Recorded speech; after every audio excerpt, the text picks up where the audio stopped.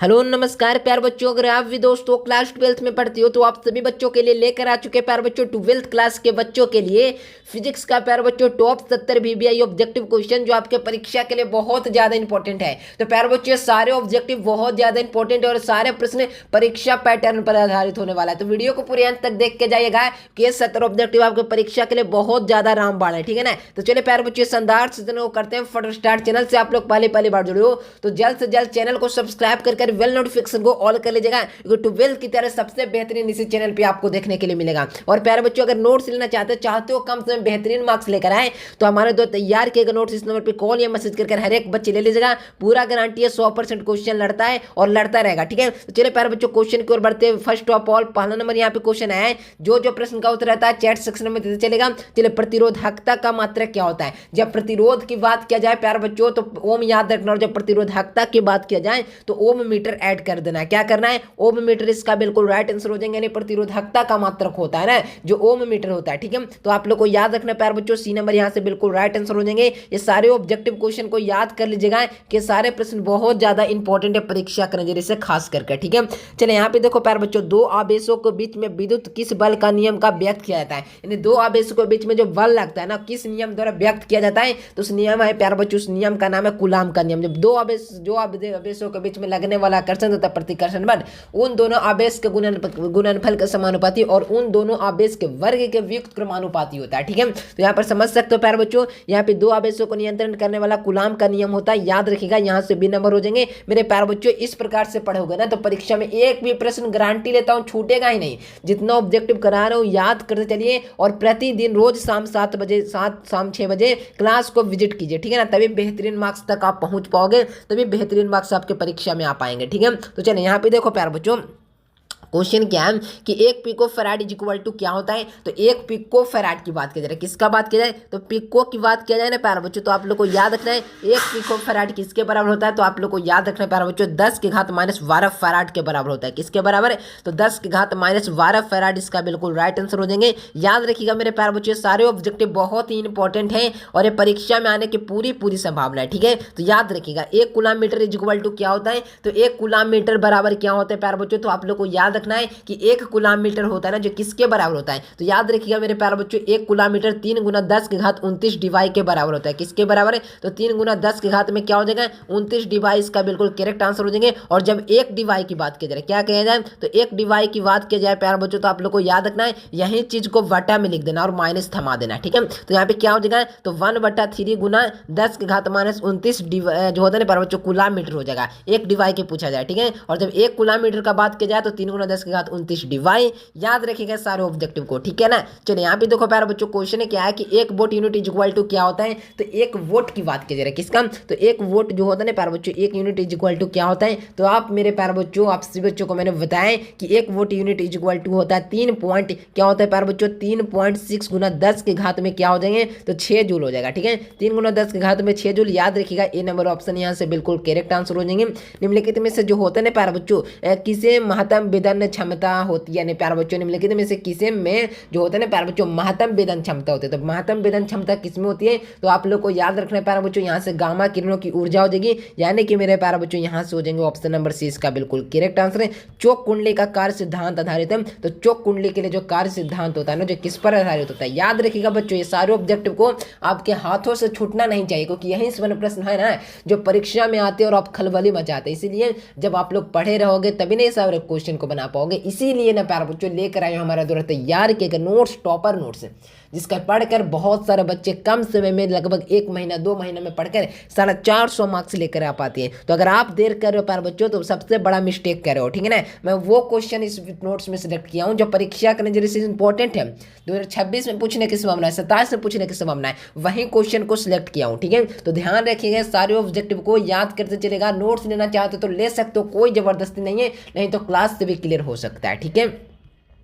तो याद रखिएगा मेरे प्यारे बच्चों, यहाँ से हो जाएंगे चोक कुंडली इसका बिल्कुल राइट आंसर हो जाएंगे। यानी 7 नंबर प्रश्न का जो कुंडली ऐसे पर स्वप्रेरण हो जाएगा ना। याद रखिएगा यहाँ से हो जाएंगे ऑप्शन नंबर बी। धारा किस यंत्र से मापी जाती है बच्चों, तो धारा को मापने वाला यंत्र को मैंने बताया ना कि एम्पियर मीटर होता है ना, जो धारा को मापने वाले एक युक्ति होती है। ठीक है, तो याद रखिएगा मेरे प्यारे बच्चों बी नंबर यहाँ से बिल्कुल राइट आंसर हो जाएंगे। कागज का पैरावादुत समर्थ क्या होता है, यानी कागज के पैरावादुत समर्थ की बात किया जाए तो कागज के लिए पैरावादुत समर्थ का नाम लगभग कितना होता है प्यारे बच्चों, तो याद रखिएगा यहाँ से हो जाएंगे क्या हो जाएंगे प्यारे बच्चों, हो जाएंगे ऐसे 60 गुना 10 की घात में 6 वोल्ट बटा मीटर होता है। ठीक है, याद रखिएगा यहाँ से हो जाएंगे ऑप्शन नंबर डी इसका बिल्कुल राइट आंसर। निर्वात में विद्युतशीलता ऑप्शनल नोट का मान क्या होता है, तो निर्वात के लिए 8.85 गुना 10 की घात जो होता है ना बच्चों 12 फैराड बटा मीटर होता है। ठीक है, याद रखिएगा बच्चों ये सारे ऑब्जेक्टिव बहुत इंपॉर्टेंट है, यानी कि 10वां नंबर प्रश्न का हो जाएगा ऑप्शन नंबर बी। याद रखिएगा ठीक है ना, ये सारे ऑब्जेक्टिव को याद कीजिए। और अगर प्यारे बच्चों रोज शाम 6 बजे क्लास अगर विजिट नहीं कर पा रहे हो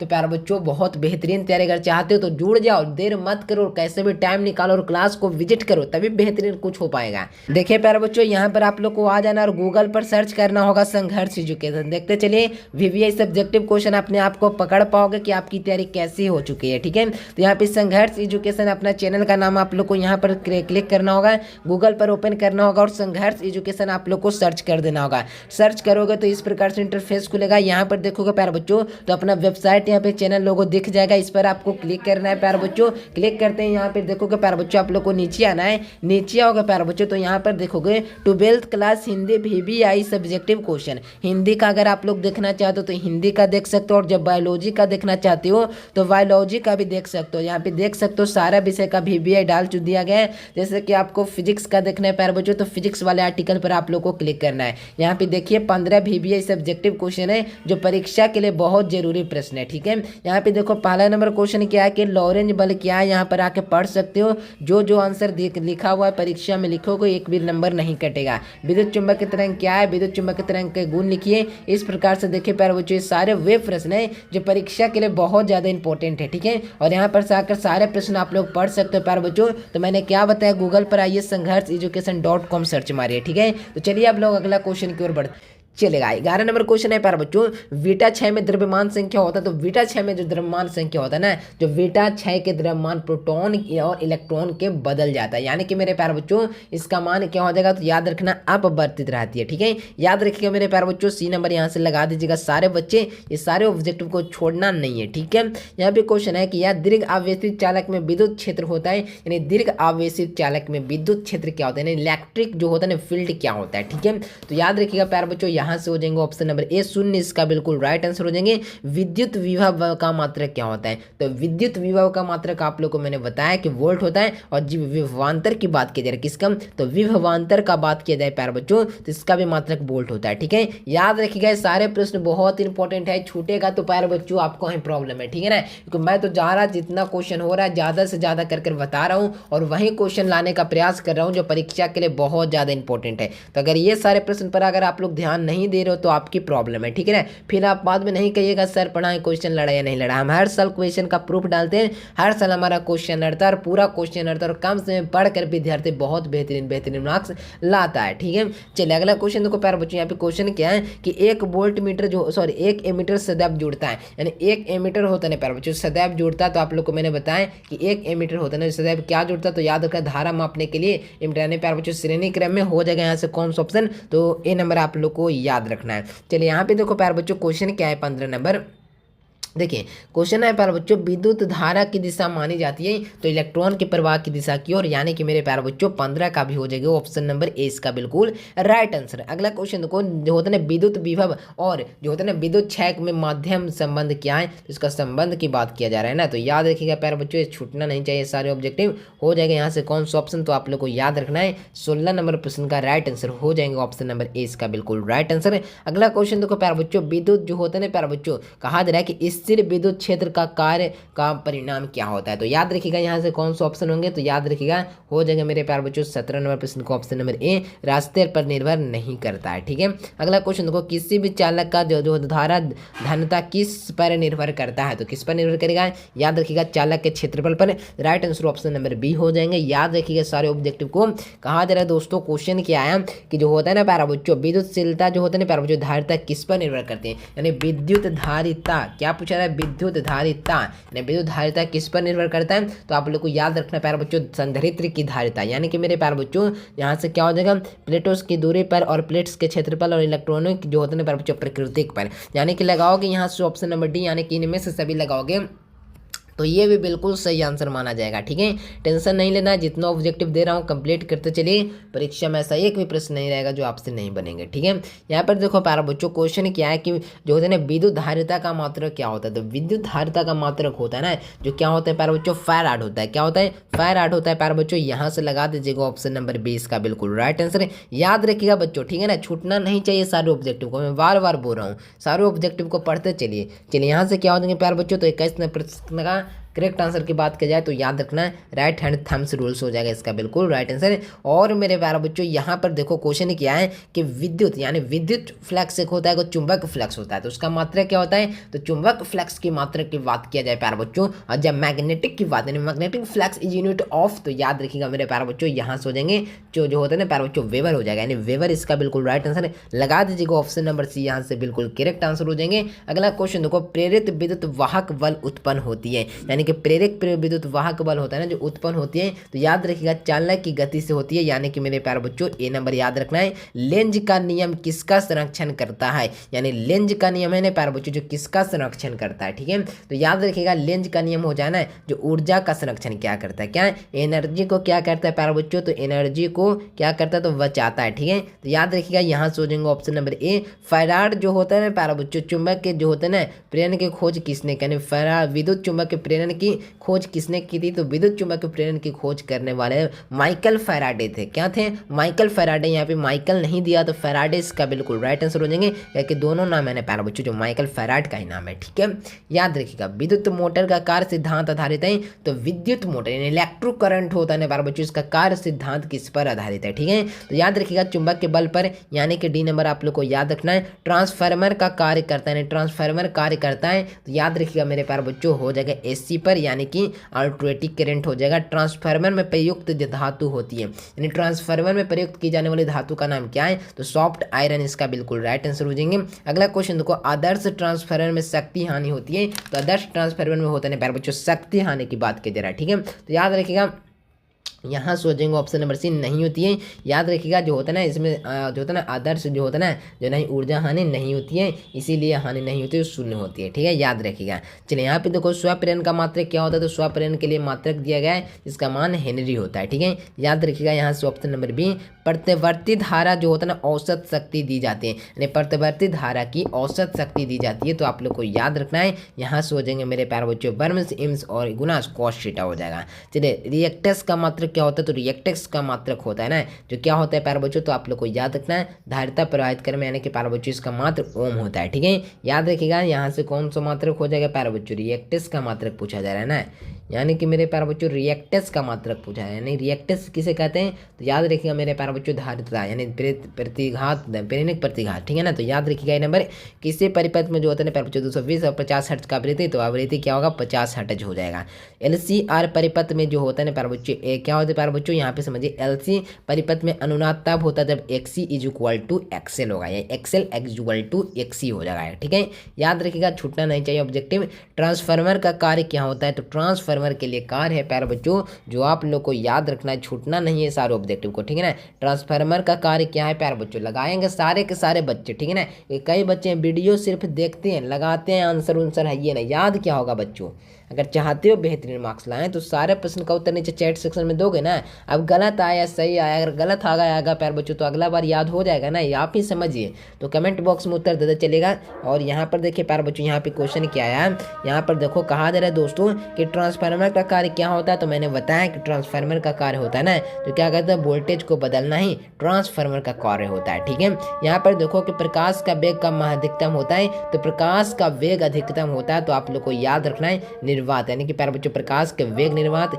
यानी कि याद रखिएगा सी नंबर यहाँ से हो जाएगा बिल्कुल राइट आंसर। प्रकाश तरंगे होती है तो आप लोग को याद रखना है प्रकाश तरंगे होती है ना जो क्या होता है अनुप्रस्थ होता है। ठीक है, याद रखिएगा सी नंबर इसका बिल्कुल राइट आंसर हो जाएंगे। अगला क्वेश्चन देखो प्यारे बच्चों यहाँ पे क्या है, लेंस का फार्मूला क्या होता है, तो लेंस का फार्मूला क्या होता है प्यारे बच्चों, तो 1/v - 1/u is equal to -1 यानी कि प्यारे बच्चों 1/f यानी कि यहाँ से हो जाएंगे ऑप्शन नंबर ए इसका बिल्कुल राइट आंसर।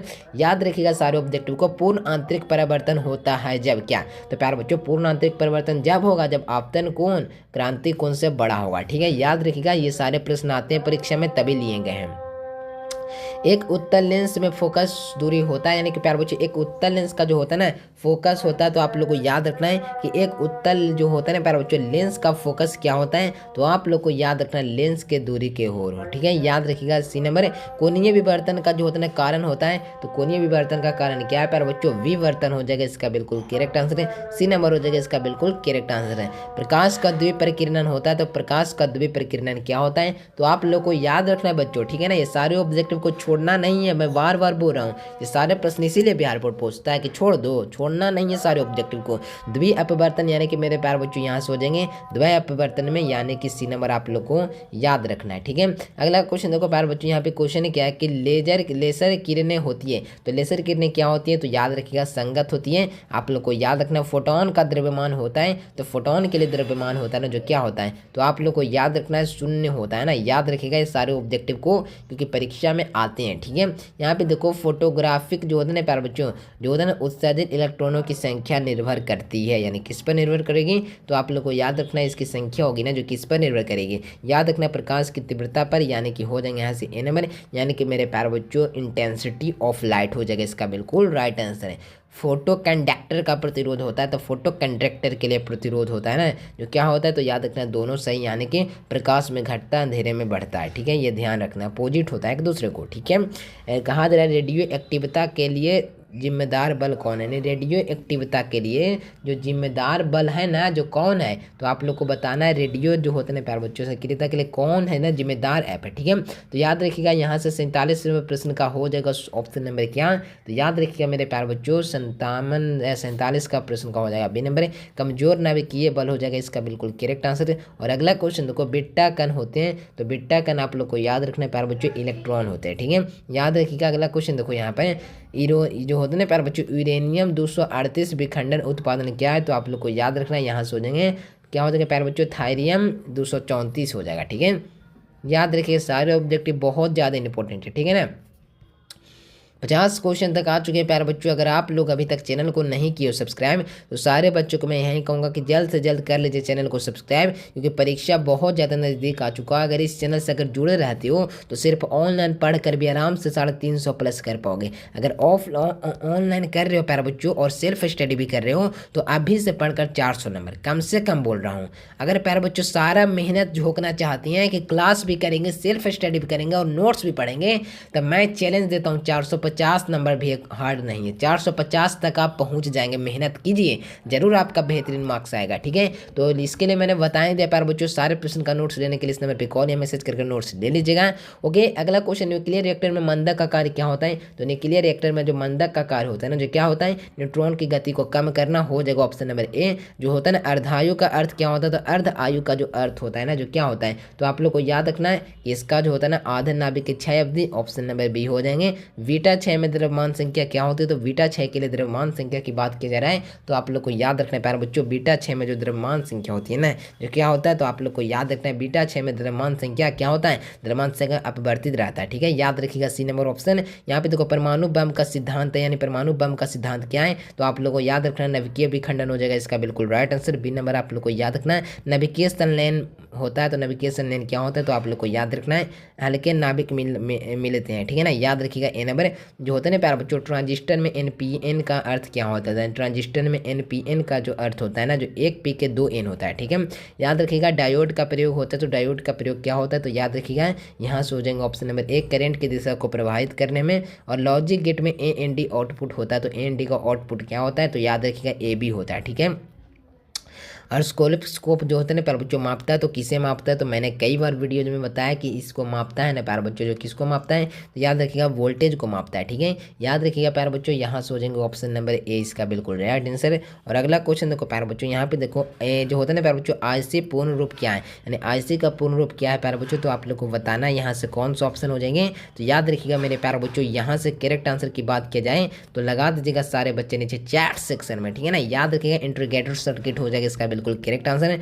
और कम्युनिकेशन सिस्टम का मुख्य घटक कौन है, तो कम्युनिकेशन सिस्टम का मुख्य घटक होता है ना, तो याद रखिएगा यहाँ से हो जाएंगे उपयुक्त सभी रिसीवर ट्रांसमीटर जो होता है ना ट्रांसड्यूसर, याद रखिएगा सारे ऑप्शन हो जाएंगे। मॉड्यूलेशन में बदलता है, तो याद रखिएगा मॉड्यूलेशन में मात्र एक चीज़ बदलेगा, उसका नाम क्या है, तो याद रखिएगा प्यारे बच्चों इसमें से कोई एक के को बदलेगा, लेकिन बदलेगा नहीं। इसमें ऑप्शन दिख रहा है कोई एक या सभी, एक होगा ना तो सब होगा। ठीक है, याद रखिएगा। एम का अर्थ क्या होता है, तो याद रखिएगा क्या हो जाएगा, यहाँ से एम का अर्थ पूछा जाए ना, तो याद रखना एम्पलीट्यूड मॉड्यूलेशन हो जाएगा इसका बिल्कुल करेक्ट आंसर। फाइबर ऑप्टिकल या ऑप्टिकल फाइबर आधारित होता है, तो पूर्ण आंतरिक परावर्तन मैंने कई बार वीडियोज में बताया, तो ध्यान रखिएगा। न्यूनतम तरंग दैर्घ्य होती है, तो किसकी न्यूनतम तरंग दैर्घ्य होती है, तो याद रखिएगा मेरे प्यारे बच्चों, यहाँ से हो जाएंगे ऑप्शन नंबर क्या, तो बी नंबर आप लोग को याद रखना एक्स किरणें की। ठीक है, याद रखिएगा बी नंबर ऑप्शन यहाँ से बिल्कुल करेक्ट आंसर हो जाएंगे। गामा किरणें होती है, तो गामा किरणें क्या होती है प्यारे बच्चों, विद्युत चुंबक के तरंगे, यानी कि ऑप्शन नंबर बी हो जाएंगे।